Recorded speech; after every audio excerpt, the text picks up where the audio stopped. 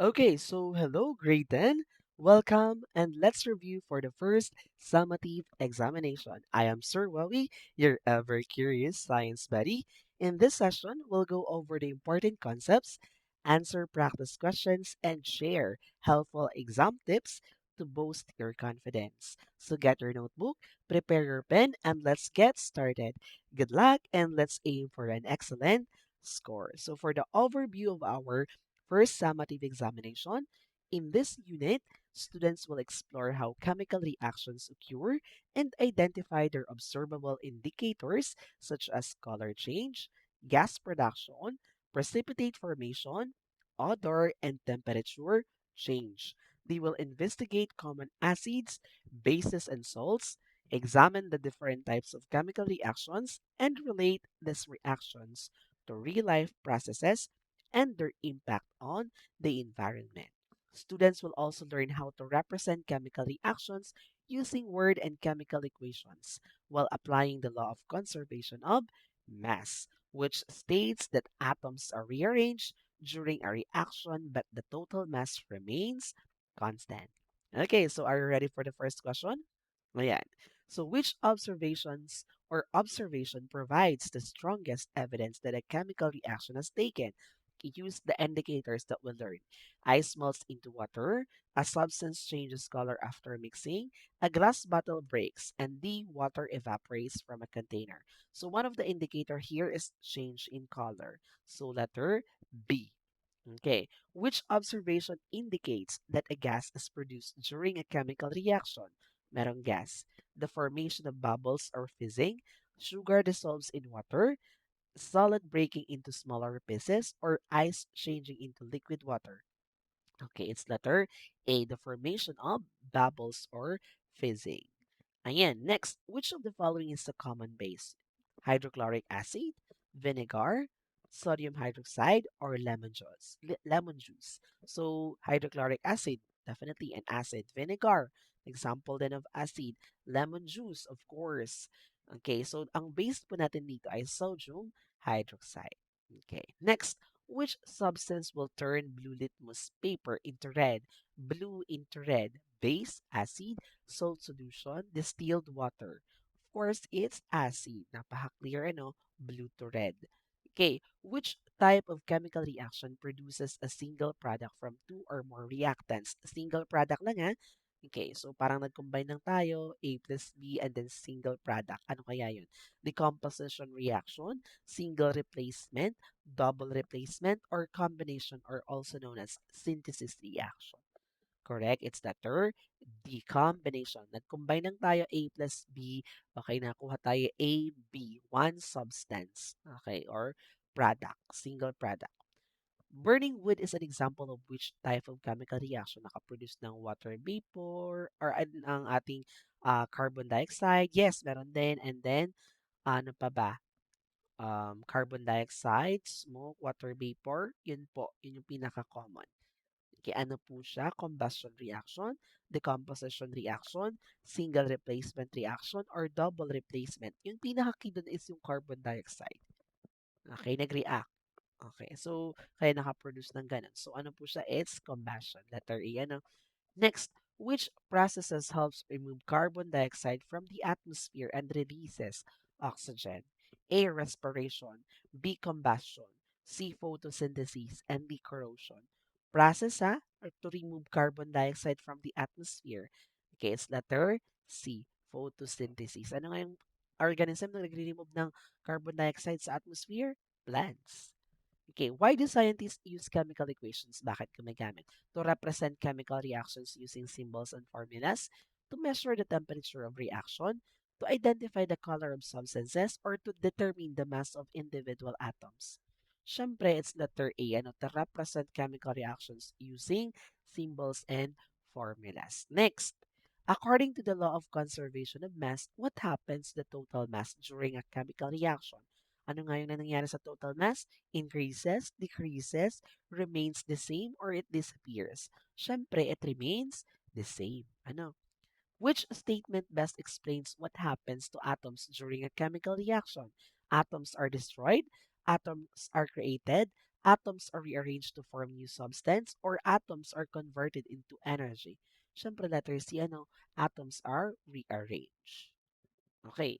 So for the next part, choose the correct type of chemical reaction for each item. Pwede natin screenshot ito.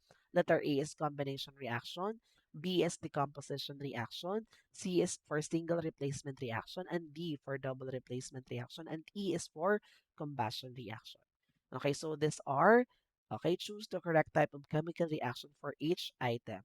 So we have two molecules of hydrogen, okay, plus one molecule of oxygen, okay, produces two molecules of water. Ano siya? Okay, siya ay letter A. Ano po? Ano po nga po yung letter A? Combination. We just combine. Okay.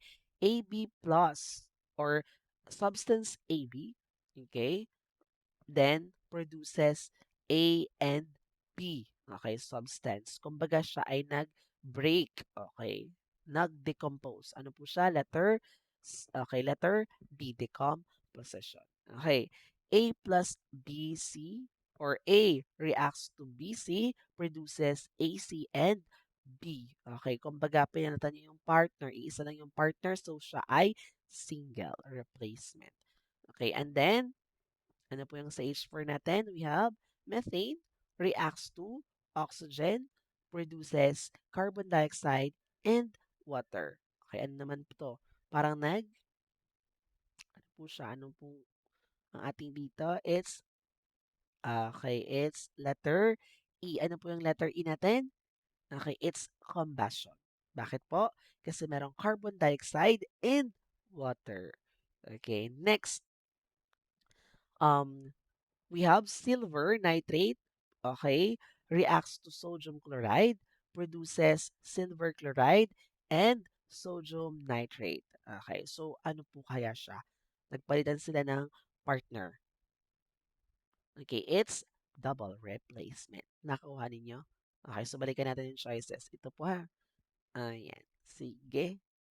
Next, writing chemical formulas equations. So dito naman, isusulat natin yung chemical formula. Let's say, hydrogen reacts to chlorine, produces hydrogen chloride. Okay, ano po ang kanyang chemical formula? So this is the chemical formula. And remember, yung ating mga diatomics or atoms rather, like hydrogen, chlorine, oxygen. Okay, yung nilista ko na ano. So, kahit wala pong doon, kailangan nating lagyan ano because they are diatomic atoms. Okay, and then magnesium reacts to oxygen, produces magnesium oxide. Ano naman yung kanyang chemical formula?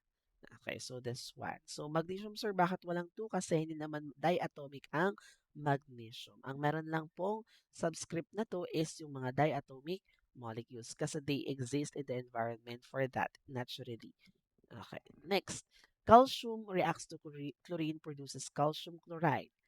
Okay, so it's this one, ano po. And then aluminum reacts to bromine, produces aluminum bromide. Okay, sir, saan po nakuha yung AlBr3? Okay, so yung anak, yung subscript doon is sadya pong yan yung ating chemical formula or standard formula ng AlBr or aluminum bromide. Pwede rin namang makita natin yan sa periodic table, mga simple compounds. Okay, next, iron reacts to sulfur, produces iron sulfide. Okay, so ito po yung ating formula. Next, writing word equations naman tayo. Ano, kung kanina formula, ngayon naman, ko-convert natin yung formula into words. So let's say hydrogen reacts to chlorine, produces hydrogen chloride. Okay, so ito po yun, ano, parang pinangalanan lang natin or pinangalanan yung mga symbol. And then this one, okay, Mg plus O2 produces MgO. Ano yan? So, magnesium reacts to oxygen, produces magnesium oxide. Ito naman, Ca plus Cl2 produces CaCl2. So, ano po yung Ca? It's calcium. Okay. Reacts to chlorine, produces calcium chloride. Okay. What about this one? Al plus Br2 produces AlBr3. Ano yung Al? Aluminum. Ano yung Br? Bromine. Produces AlBr. So it's aluminum reacts to bromine, produces aluminum bromide. Okay, and lastly, we have this one, Fe plus S produces FeS. Ano naman yung Fe? Iron. Ano yung S? Sulfur. So, iron reacts to sulfur, produces iron sulfide. Okay, so nakatama? Ayan. So, thank you so much, grade 10. Practice pa kayo about sa pagsusulat ng formula and word equations. Practice din kayo sa pag-identify ng mga types of chemical reactions. Thank you so much.